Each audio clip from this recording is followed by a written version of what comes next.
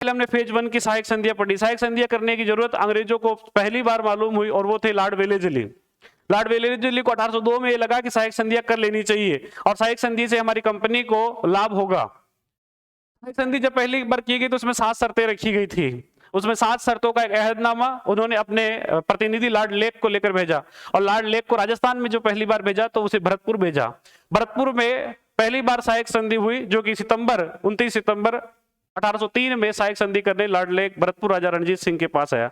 भरतपुर राजा रणजीत सिंह के साथ सहायक संधि की, लेकिन सहायक संधि की पुष्टि नहीं हो पाई और इसी जब पुष्टि नहीं हो पाई तो कालांतर में फिर हम और देखते हैं 1804 में अक्टूबर के समय जसवंत राव होलकर को भरतपुर महाराजा यहाँ शरण देते हैं। उस शरण देने के कारण अंग्रेजों ने यहाँ आक्रमण किया। भरतपुर के किले पर 3 बार आक्रमण हुए, तीनों में अंग्रेजों ने घुटने टेके और घुटने टेकने के बाद हमने देखा कि जब 1805 के वर्ष में रणजीत सिंह की मृत्यु हो गई, वहां नया शासक बना रणधीर सिंह और रणधीर सिंह सहायक बना तो उसे लगा कि यार जसवंत राव होलकर भी जा चुका है तो क्यों न अब एक नई उभरती हुई शक्ति भारत के अंदर आ रही है, वो है अंग्रेज या ईस्ट इंडिया कंपनी, तो यहाँ इनसे संधि कर लेनी चाहिए। और जसवंत राव होलकर के जाने के बाद रणधीर सिंह ने यहाँ भरतपुर की ओर से यहाँ सहायक संधि की पुष्टि कर दी। तो ये पहली सहायक संधि थी भरतपुर के साथ हुई।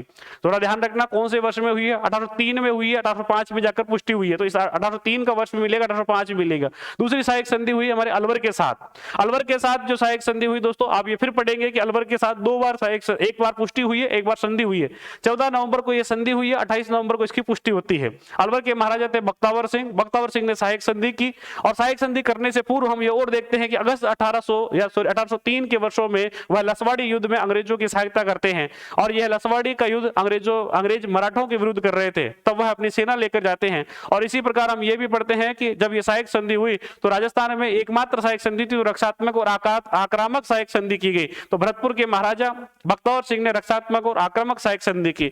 भरतपुर के साथ सहायक संधि होने के बाद में फिर 2 जगह एक साथ सहायक संधि हुई। 12 दिसंबर को जयपुर के शासक जगत सिंह, जोधपुर के शासक मान सिंह ने सहायक संधि की। ये 2 सहायक संधियां फिर हुई।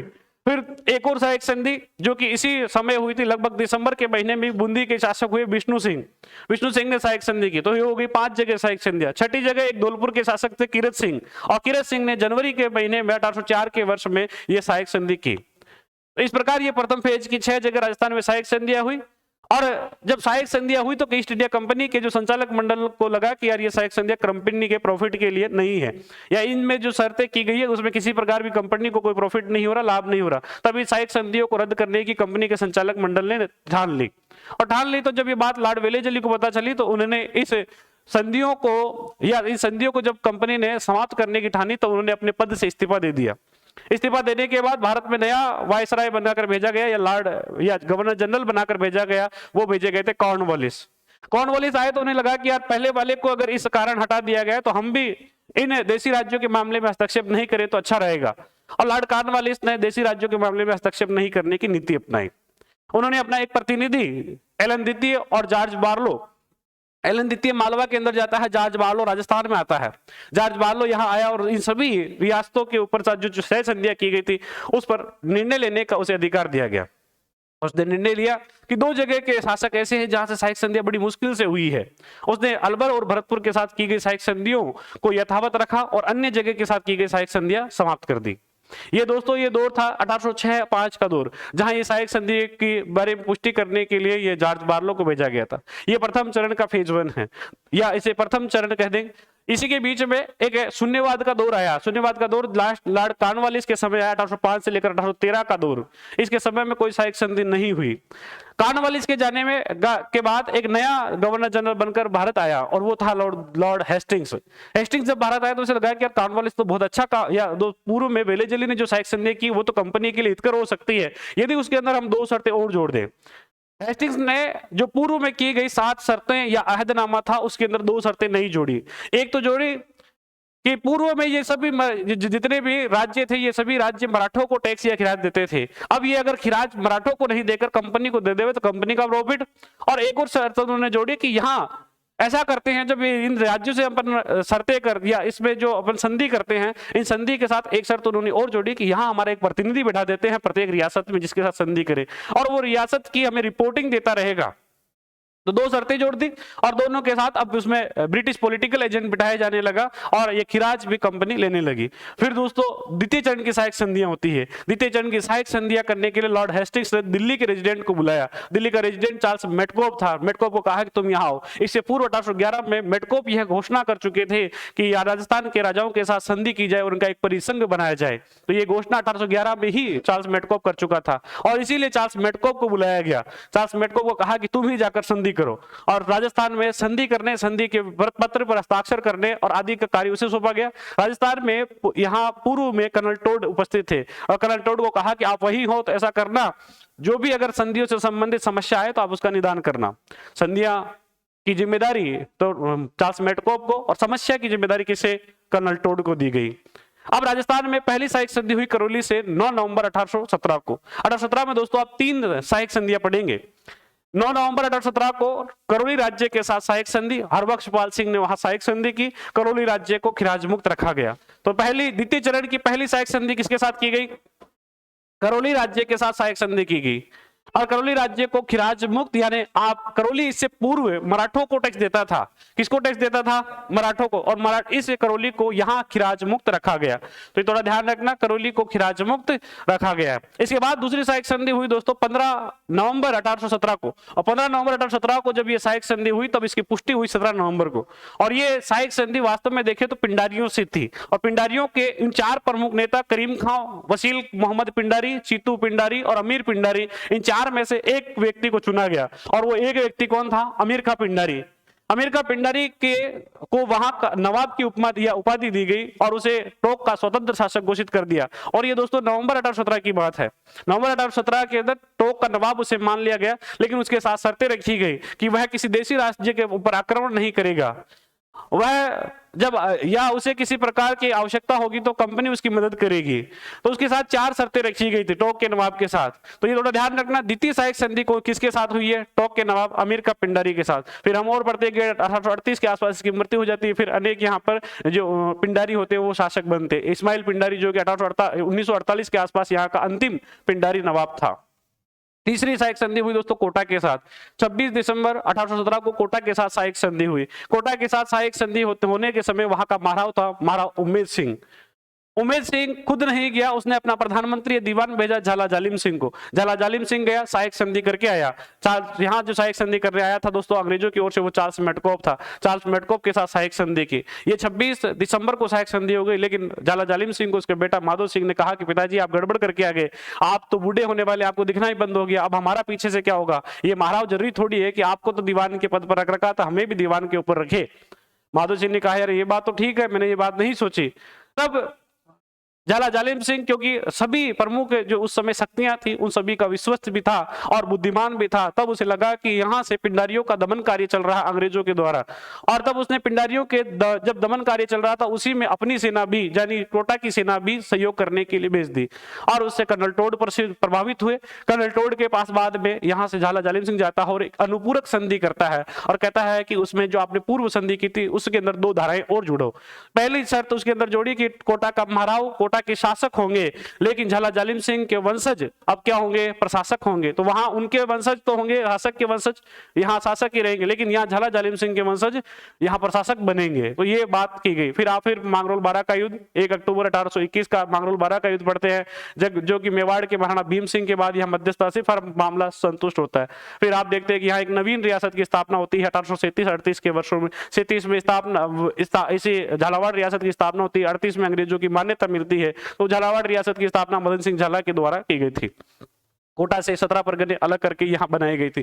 फिर हम देखते हैं कि यहाँ उस समय जब यहाँ झालावाड़ रियासत के साथ भी सहायक संधि होती है 10 अप्रैल 1838 को, और जब झालावाड़ रियासत के साथ सहायक संधि होती है तो वहाँ सहायक संधि करने आता है जॉन लुडलो, जिसको अपन लाडू जी के नाम से जानते हैं।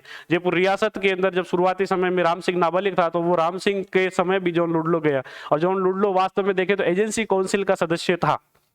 एजेंसी काउंसिल हमने पढ़ी थी कि किसी समय जब ये 1818 की सहायक संधियां हुई, उन सहायक संधियों के अंदर एक शर्त और थी कि जब किसी रियासत का शासक मर जाएगा और उसके बाद में उसका वंशज नाबालिग होगा तो वहां ब्रिटिश ईस्ट इंडिया कंपनी शासन संभालेगी।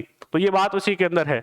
और देखें तो आप एजेंसी काउंसिल को ऐसी जिम्मेदारी दिया करती थी। तो अब हम देखते हैं कि जयपुर के शासक की मृत्यु होने के बाद राम सिंह नाबालिग था और वहां उन्होंने शासन व्यवस्था स्थापित की थी। तो तीन ये जो हमने सहायक संधियां पढ़ी दोस्तों कहां पर हुई है, ये 1817 के वर्षों में हुई, और ये 1817 के बाद फिर हम 1818 के वर्ष में चलते चौथी सहायक संधि पढ़ते हैं जोधपुर रियासत के साथ 6 जनवरी 1818 को। जब 1818 की पहली सहायक संधि भी कहें तो वो दोस्तों जोधपुर के साथ हुई, क्योंकि 1817 में 3 जगह हो गई, 1818 पे यही 6 जनवरी को जोधपुर के राजा मान सिंह थे। मान सिंह को कहा कि तुम ऐसा करो, तुम्हारे वैसे मारवाड़ वैसा गरीब प्रदेश है तो तुम ऐसा करो, हमें टैक्स कम दे देना। आप देखो कोटा राज्य से 2,44,700 रुपए खिराज लिया गया वार्षिक।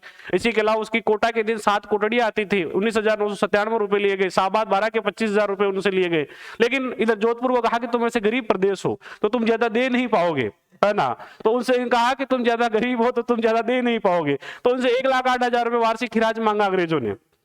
1,08,000 खिराज मांगा और कहा कि जब जरूरत पड़े कंपनी को तब तुम 1500 घुड़सवार बेच देना। ऐसी कभी जरूरत ही नहीं पड़ी। 1818 में सहायक संधि हुई, 1835 तक कभी ऐसी जरूरत ही नहीं पड़ी ईस्ट इंडिया कंपनी को कि इनके मारवाड़ वालों गरीब आदमियों के 1500 घुड़सवार वहां लिए जाए। और अब जब जरूरत ही नहीं पड़ी तो ये 1500 घुड़सवार कभी लिए नहीं। लेकिन 1835 में कंपनी ने दिमाग लगाया कि संधि में हमने एक शर्त की थी कि वहां से 1500 घुड़सवार जोधपुर रियासत देगा, लेकिन तब उन्हें लगा कि यहाँ एक नई सेना का गठन कर दिया जाना चाहिए, जोधपुर राज्य के माथे खर्च मंड दिया जाना चाहिए।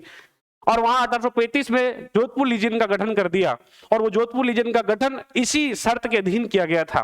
पूरा पाली में 1857 की क्रांति पढ़ेंगे तो ये इसका नाम आएगा।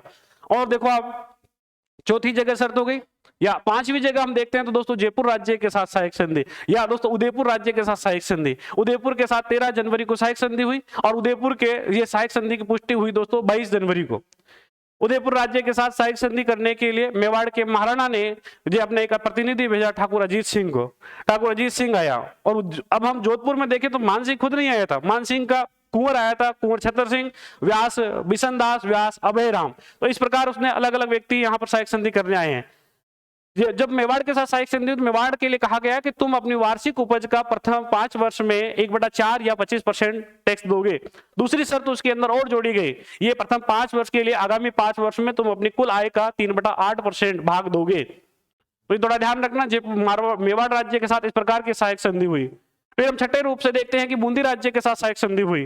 बूंदी राज्य के साथ सहायक संधि हुई दोस्तों 20 फरवरी के दिन। और जब 20 फरवरी के दिन ये सहायक संधि हुई तो बूंदी के वहां शासक कौन, विष्णु सिंह के साथ सहायक संधि हुई, और वहां खिराज रखा गया 80,000 रुपए वार्षिक। 6 जगह हो गई। 7वीं जगह हुई दोस्तों बीकानेर रियासत के साथ सहायक संधि। बीकानेर का शासक था सूरत सिंह, और सूरत सिंह खुद सहायक संधि नहीं करता है।